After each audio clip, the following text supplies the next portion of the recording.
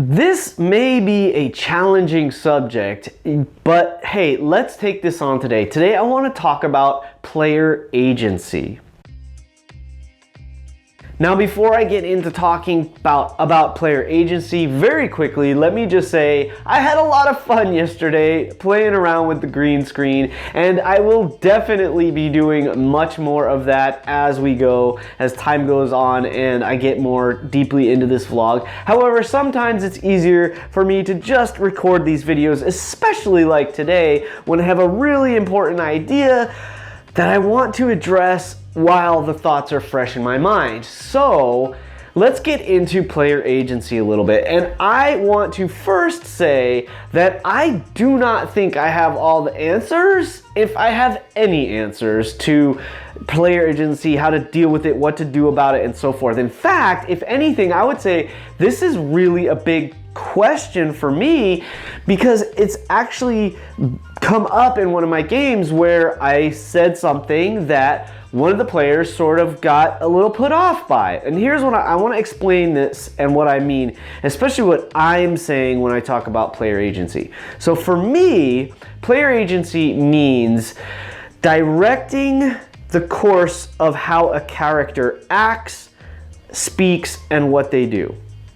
So in this situation I was talking about a moment ago, what happened was, because this is just the way I am, I like to describe things, especially I like to sort of describe things in what I think is an exciting and engaging way. And sometimes I get a little carried away. So in this case, I might have said something like, oh, well, this character says blah, blah, blah, blah, blah, or so this character does this.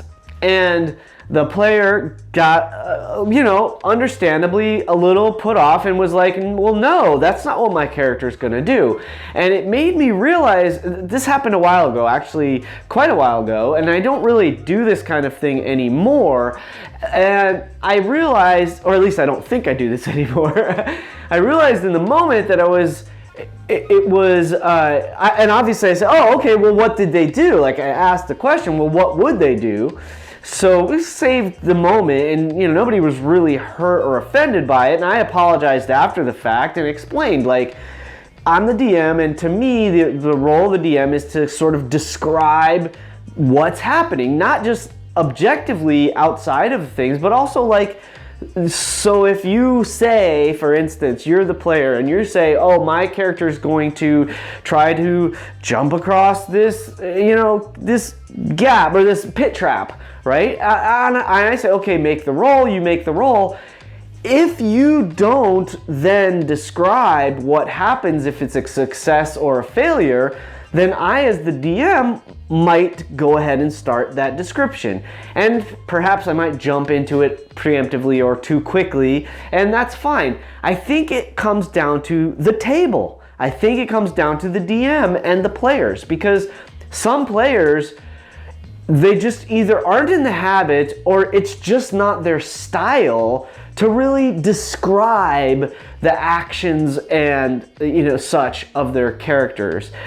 And to some degree, it might not even be in their way to actually tell what the characters say specifically. Like, some players, the way they play is like, well, my character's gonna try to convince this NPC to sell us this thing at a lower price.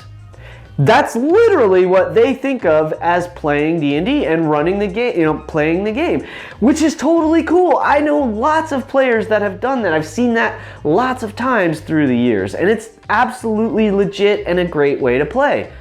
In that case, it might be okay for the DM just to take what the player asked for, and again, once the dice are rolled, then the DM might say, okay, so this character walks up to the shopkeeper and says to the shopkeeper, I'm sure you could probably lower your price for your best customers, and puts on a little charm, and then this is what happens. So in that case, I guess putting words in the mouth of the character is probably okay. However, on the flip side, if you have a player who loves speaking in character, it's probably never a good idea, and this is, I think, where I slipped up. It's probably never a good idea to put words in the mouth of the characters. So I think there's this delicate balance that we as DMs and GMs have to kind of like walk this tightrope regarding player agency. So the actions of the players' characters and the actions of the words, I should say, of the players' characters, you know, we sort of need to keep our hands off to a degree unless it's fitting for the table. And unless it seems like it will add to the story, not so much as take away the feeling of control from the player. That's ultimately, in my opinion, I think what it boils down to. So I think this is also in an interesting way related to railroading. So railroading is like when you make a game feel as if there's no choices. Like the players have to do this. And I don't mean the sense of the stakes are so high that they have to do it. Like, if you don't do this, you know, the kingdom's gonna fall apart and everybody's gonna die. High stakes, we should better do this, right? Probably, unless we're not heroic adventurers and we want to see the kingdom fall, but you get the point. I think if their stakes are high and there's only one sort of obvious course of action, that's fine. But literally making it as if there's no, like they can't do anything else but this that you have presented them with, that feels like crap. I know myself, I don't like that, I don't want that. That's what, to some degree, the worst kind of railroading is. I guess you can have some railroading where it's sort of like you're just gently nudging and sort of steering the adventure in a certain way to follow a certain plot line, and that's probably okay.